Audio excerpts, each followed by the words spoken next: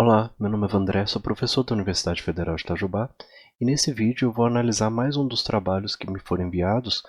Se você quiser que eu analise eles, basta você entrar em contato aqui com vandreveloso@unifei.edu.br, compartilhar comigo o link do Vertabelo de você.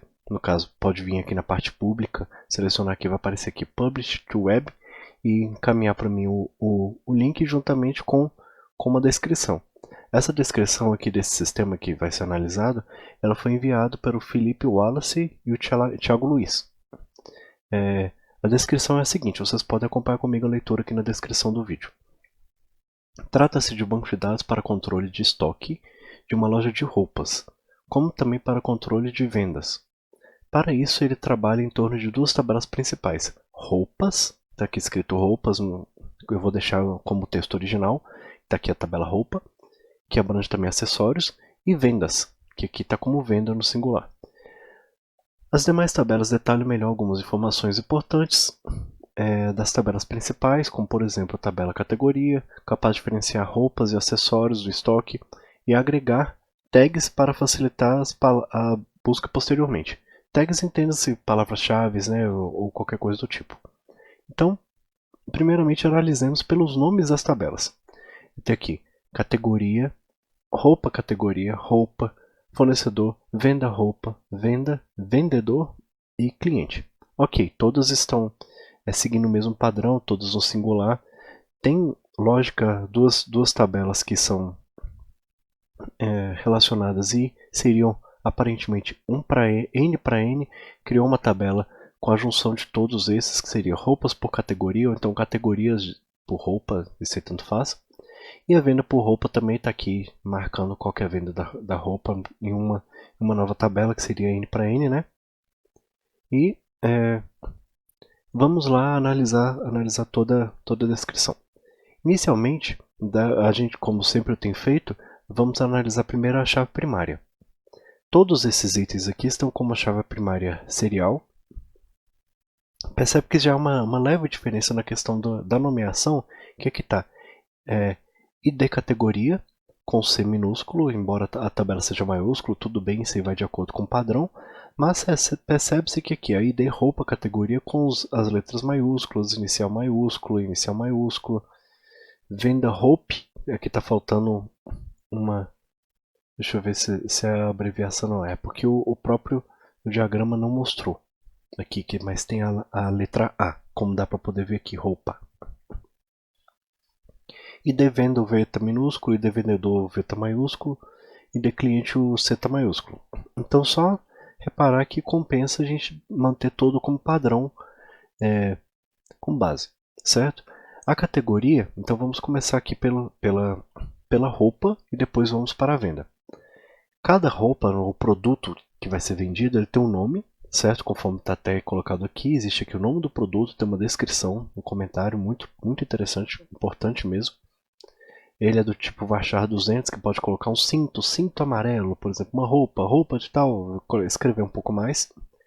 A quantidade, eu entendo que seja o estoque, né? A quantidade de itens que ele tem, né? Deixa eu ver se tem uma descrição aqui. Não há uma descrição, mas compensaria dizer que seria o estoque, né? O tamanho desse item que seria, pode ser tanto por letras ou por números, muito boa a descrição mesmo. Seria PM, GGG, 41, 42, 40, seja lá qual for o único, pode colocar. O custo é o valor que esse item foi quando ele foi comprado. O preço seria o preço de revenda, ou seja, o preço que ele comprou e o lucro, né, entre os dois itens, certo? O fornecedor. Aí vamos para a parte do fornecedor. Quem foi que forneceu essa peça? Fornecedor tem o nome do fornecedor, que entende-se que por enquanto é somente o nome dele, não precisa de muitos dados além disso. O fone seria o telefone, está como Big Int. Nesse caso, compensaria deixar como varchar, porque você pode colocar parênteses, pode colocar um DDD ou não colocar DDD, então é mais interessante do que só colocar um número inteiro que vai ocupar muitos caracteres e vai ficar difícil até de localizar para em termos de comparação. Geralmente, telefone nós colocamos como varchar, mas não é uma regra, né? O número inteiro resolveria o caso. Número inteiro, Big Int, só abrindo parênteses aqui, é interessante quando temos que fazer operações aritméticas, ou então operações de comparação, maior, menor, já o igual, ou então simplesmente para poder recuperar, não seria tão interessante utilizar o int ou Big Int, né? E-mail. E-mail está Vachar 200, site está Vachar 200, Instagram e Facebook também. Ok, ótimo, pode deixar isso aqui como referência de fornecedor. Talvez compensaria deixar mais de um telefone e talvez o nome de uma pessoa de referência, porque determinados fornecedores às vezes tem aquela pessoa que você geralmente conhece, que liga, então às vezes fica mais fácil para poder armazenar isso daí dentro do sistema, certo? Ah, eu conversei com tal pessoa, geralmente é aquela pessoa que é o seu contato dentro da empresa. É muito comum colocar nesse tipo de sistema. Além disso, é interessante colocar aqui um fornecedor, uma roupa tem somente um fornecedor e um fornecedor fornece diversas roupas, certo? Ah, mas eu tenho vestido amarelo. Tá bom, tudo bem. Eu tenho fornecedores distintos fornecendo o mesmo vestido amarelo. Isso eu aqui por enquanto está colocando aqui como fornecedor uma roupa, uma determinada peça, um produto só pode ter somente um fornecedor. Tudo bem. Vamos aqui para a parte de categoria. A categoria tem uma descrição da categoria, tudo bem, para poder saber do que se trata. Vamos ver se não tem um comentário sobre essa tabela, mas aqui tem dizendo o que é uma camiseta, blusa, short, vestido, meia, verão, outono, inverno, primavera. Se é acessório, se é conjunto, ótimo. Tem a descrição dos possíveis valores aqui. Já aqui, roupa categoria é uma junção das duas tabelas. Aqui eu tenho um comentário que eu gostaria de dizer o seguinte. Aqui está como permitindo nulo. E aqui provavelmente não está mandatório. Exatamente, não está mandatório. Por quê? Mandatório apareceria aqui um tracinho, né? Mas por que compensaria deixar como mandatório? Por quê? Ah, eu preciso ter uma peça de roupa para poder cadastrar uma categoria? Ou então preciso ter uma categoria para cadastrar uma peça de roupa? Não, não é nesse sentido. É que essa tabela intermediária só vai existir um registro nela se eu quero cadastrar uma roupa e um novo item uma nova tupla nessa tabela, se eu tiver ao menos uma roupa para eu poder cadastrar e uma categoria. Ou seja, para eu poder associar na minha tabela intermediária, eu preciso ter ao menos uma desse lado e uma desse lado. Nesse caso, é realmente necessário que isso aqui seja mandatório, porque seria obrigatório, né? Então, eu estou dizendo que essa tabela intermediária seria a junção das outras duas e tem que ter as duas categorias para poder fazer essa junção. Ah, mas, novamente, aquela pergunta anterior, mas eu posso criar uma roupa sem categoria? Pode, mas aí você não precisa colocar nada nessa tabela. Senão você está colocando dado desnecessário, certo? Então, por isso que, a meu ver, deveria ser mandatório aqui. Fornecedor, sobre esse relacionamento aqui no fornecedor, aqui também não está mandatório. Porém, entende-se, pelo menos a meu ver, que cada roupa tem que ter um fornecedor, certo? Se não dizer quem foi que forneceu, como é que eu vou ter o custo, o valor que eu comprei, certo? E se eu quiser pegar outra peça, de onde é que foi que eu peguei aquela peça, ou outra peça igual? Aí, para isso, seria necessário ter um fornecedor. Por isso, eu acho que compensaria deixar o mandatório aqui, a meu ver. Zero para ele, tudo bem, não tem problema, porque um fornecedor pode ou não fornecer roupas, já ter fornecido alguma peça de roupa, eu cadastro o fornecedor, depois cadastro a roupa, tudo bem, isso aqui não vai ter problema. Já a venda, vamos lá. Aqui eu tenho o item meu de venda, certo? Meu produto, e ele vai ser incorporado a uma venda, certo? Uma venda pode ter diversos produtos, e um produto pode ter diversas vendas, Agora, por exemplo, vamos supor, eu quero comprar dois cintos pretos iguais. Eu posso comprar em uma mesma venda? Pelo que está dizendo aqui, não posso fazer isso daí. Por que eu consigo analisar aqui? Eu não posso colocar duas peças de roupa ou dois produtos iguais, assim, com o mesmo código de barra, para a mesma pessoa. Porque olha só, venda, ele pode ter diversos produtos aqui, mas eu teria que cadastrar diversas vezes o mesmo produto. Tipo, vou passar É igual quando você vai no caixa supermercado. Você quer comprar 2 sabonetes iguais. Tanto o funcionário pode apertar 2 vezes e passar o sabonete e já passou os dois, ou então ele pode passar 2 vezes o produto, certo? Se ele passar 2 vezes o produto, vão ter 2 registros, nesse caso nosso aqui, 2 registros nessa tabela daqui.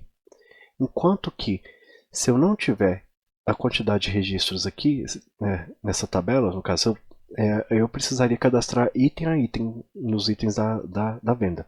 Mas se eu tiver nessa tabela aqui, venda roupa, a quantidade, eu posso colocar literalmente esse relacionamento entre os dois. De forma que eu posso falar, uma mesma peça pode ser vendido diversas vezes em uma mesma venda, certo? Isso é muito útil, realmente eu considero muito útil. A vantagem que dá para poder fazer, mas geralmente é só um produto, tudo bem.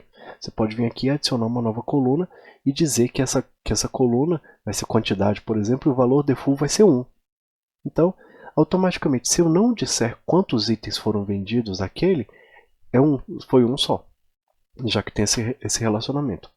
Outra questão também é porque se eu tenho uma venda de um item, eu preciso dizer qual item foi vendido e preciso dizer para qual venda aquilo ocorreu. Por isso, esse relacionamento aqui, esses 2 relacionamentos devem ser mandatórios, obrigatórios, porque eu não posso ter uma venda de uma roupa sem dizer qual roupa foi vendida, ao menos uma, e qual venda ocorreu, ao menos uma. Então, fato. É questão da venda. Para o identificador da venda, tudo bem ser chave primária, assim, a chave primária tipo serial. A data, ao invés de colocar do tipo date, eu penso que compensaria colocar como tipo timestamp. Ao menos, por quê? O tipo date vai saber que dia que foi, mas o timestamp dá para poder saber exatamente qual hora, minuto, segundo e microsegundo, milissegundo, na verdade, aquela venda ocorreu, certo? Então dá uma precisão bem maior. O valor, entende, seria o somatório de todos os itens, valor da venda, certo? A forma de pagamento seria, aqui deve aparecer, eu imagino que pelo perfil das pessoas que enviaram, deve ter uma descrição aqui, forma de pagamento, não tem, mas deve ser cartão de crédito, dinheiro, seja lá como for, parcelado. Número de parcelas seria a quantidade mínima de parcelas, que esse aqui permite nulos. Eu considero que ao invés de int seja small int, porque não teria 2 bilhões de números, seria até 32 mil, é o número que sobra. Observações, o que seriam observações aqui não tem dizendo, mas se quiser colocar alguma observação na venda, poderia colocar. Eu considero que para esse tipo de item, é muito interessante colocar o valor total, um desconto e o valor pago. Por quê? Porque eu posso fazer uma venda, cadastrar a venda, quando a pessoa me pagou, eu vou cadastrar que foi pago, e o valor de desconto seria a diferença da soma dos itens para o valor pago. Então eu poderia fazer todos esses itens todos como padrão. De forma que, por exemplo, eu comprei 5 cintos a R$ 10 cada, consequentemente deu R$ 50. Mas há uma promoção de que se eu comprar 5, eu pago 4. Então, vai estar aqui o valor R$ 50, desconto 10, valor pago 40 a partir do momento que eu pagar. Então, posso ter venda sem ter pago ainda, uma vez que, por exemplo, existem muitas empresas que trabalham com aquele tipo de venda em casa. Você faz a notinha, chega lá, recebe para a pessoa e a venda já estava cadastrada, chega só você, entra no sistema e cadastra como vendido, ou no seu fluxo de caixa. Então, basicamente isso daqui. Então, eu acho que compensaria deixar esses novos campos aqui. Novamente, no tipo money seria o suficiente, certo? O vendedor, quem foi que vendeu, que seria o nome dele. Realmente seria necessário o número do PIS do vendedor? Se for, tudo bem, de acordo com a empresa, fica a critério de vocês. CPF. CPF geralmente a gente coloca como varchar, também não deixa como número inteiro. Telefone também seria varchar. E-mail, tudo bem. Varchar 200, endereço também é interessante. Talvez compensaria aumentar um pouco, pode deixar o endereço completo, não precisa ser só um endereço simples, né? Já essa parte aqui de conta bancária, eu já acho que poderia ser. Já que tem que colocar a conta bancária, seria código do banco, que cada banco tem um código, tem o nome poderia colocar o nome do banco caso quisesse, mas só o código já é suficiente. O CPF da pessoa a gente já tem, o nome completo da pessoa a gente já tem aqui para poder fazer a transferência, mas além disso precisaria da agência e da conta. A agência e conta, às vezes, tem bancos que ao invés de utilizar somente números, utilizam X, utilizam caracteres. Consequentemente, é necessário que você coloque aqui o tipo varchar. Eu aconselho deixar como varchar ao invés de número inteiro. Aqui percebe-se que a venda pode ou não, está aqui o N, pode ou não ter vendedor. Isso vai a critério de acordo com a formação da empresa, com a lógica que a empresa utiliza, mas existem empresas que não existe como você fazer venda sem ter vendedor. Se tiver uma empresa que não existe possibilidade de ter venda sem vendedor, nesse caso aqui deveria ser mandatório. Mas não sei se já aconteceu com vocês. Por exemplo, fui em determinado local, uma drogaria, peguei um produto e fui lá e já quis passar o produto. Eles perguntam, alguém te atendeu? Aí você fala, não. Aí o que eles fazem? Às vezes eles podem ou cadastrar uma pessoa padrão, ou não cadastrar ninguém. Aí entra aquela questão. Se não cadastrar ninguém, ou seja, não vai ter um vendedor responsável por aquela venda, ele vai vir aqui e vai poder retirar um mandatório. Agora, se tiver um mandatório aqui, eu preciso dizer quem foi que vendeu. Tanto que já aconteceu comigo, pode ser que aconteceu com você também, de você tá lá no caixa, outra pessoa tem que vir aqui e passar o código e dizer assim, não, eu que estou vendendo. Meio que a pessoa vai ganhar uma comissão, provavelmente, ou vai contar na quantidade de vendas daquela pessoa, sendo que aquela pessoa nem me atendeu. Pode ser que isso ocorra assim. Aí, nesse caso, seriam os sistemas que tem um mandatório. Para a venda, tem aqui o cliente, CPF, telefone e endereço. Aí entra naquela questão. Todos os clientes precisam ter cadastro para comprar? Às vezes, alguns sim, você pode colocar nome, mas não precisaria de CPF, telefone, talvez, e endereço. Aí, então, fica a critério de acordo com a organização dessa empresa se ela precisaria de todas as vendas ter realmente cadastrado o cliente para ela ou não. Aí, para isso, nesse caso, seria poderia retirar o mandatório e também para o obrigatório, né, seria a mesma coisa, e para os clientes, quais os campos são obrigatórios. Os que não forem obrigatórios, pode deixar do jeito que eles deveriam marcar aqui, que eles permitem nulo. Ok? Então, basicamente é isso. Aconselho fortemente que essas tabelas intermediárias, como nas outras análises eu fiz, elas tenham os campos de chave estrangeira, tenham índices mesmo, como checks, como uma cláusula check que a gente pode colocar aqui, vir aqui em checks, adicionar novos checks aqui para poder verificar duplicidade. Em termos de nome de fornecedor, talvez compensaria ter. Nome do produto, não sei se compensaria, tipo 2 blusas amarelas. Eu penso que questão de organização compensaria, porque cada produto deveria ter um nome diferente para na hora de pesquisar aparecer nome diferente mesmo. Você pode colocar blusa amarela de tal fabricante, ou blusa amarela de outro fabricante. Então você coloca aqui o nome completo dele, certo? E compensaria ter um check para esse daqui. Descrição da categoria compensa muito por não ter duas categorias chamadas cinto. Acho que compensaria mesmo para fazer isso aqui. Para venda, eu não acho que teria tanta necessidade de colocar isso. Para vendedor, 2 CPFs compensa ter check e índice para.